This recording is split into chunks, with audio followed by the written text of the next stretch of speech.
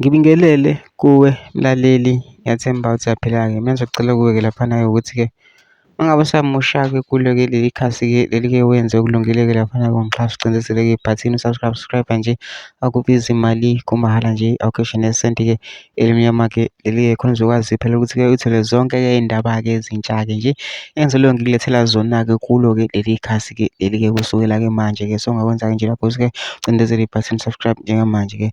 Udaba kulethele lona namhlanje, kulethele ividiyo-ke yomlisa-ke laphana-ke oyi-M_K-ke laphana egqoke nje isikibha se-M_K-ke.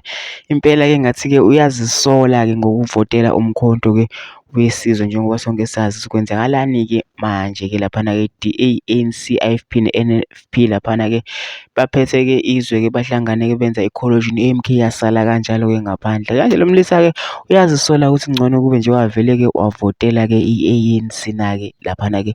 Kodwa-ke angifuni-ke mina ukuthi ngaphandle into nje ngizodedela-ke ividiyo yakhe lo mlisa-ke uzwele wena ukuthi-ke uthini. Usecela lapha uzwile le video lena ongene mu-comment section-ke ufishe umbono wakho-ke ngalo-ke lolu daba-ke lolu-ke ukuthi wena-ke ucabangani-ke laphana. Bese ucinza nebhasi nje usubscribe nje akubiza imali, kumahhala nje ukhishwa nesenti-ke elimnyama-ke leli-ke. Nayo-ke le video-ke awuyithokozele.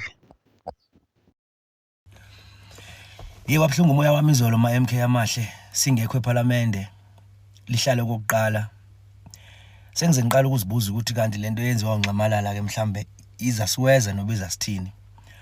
Ungifikele umoya wokuthi uba sasivele savotela i-ANC yazi winela mhlambe kuqhubeke ngale ndlela ebeqhubeka ngayo. Ukwazi ukuthi ilizwe lethu sizaliphatha sabantu abamnyama sibambisene nabelungu. Hayi noko ipolitiki asiyilandeli ncamo, kodwa ukubona nje ukuthi awu seliya kwi-DA ilizwe lethu ngokumadoda, ngoba kuyabonakala liyakhona kwi-DA. Sengize ngithi uba sasivele savotela yona i-ANC sathatha ivoti lethu salinika uNxamalala. uNxamalala uloku engene enkantolo aphume enkantolo, angene enkantolo aphume enkantolo.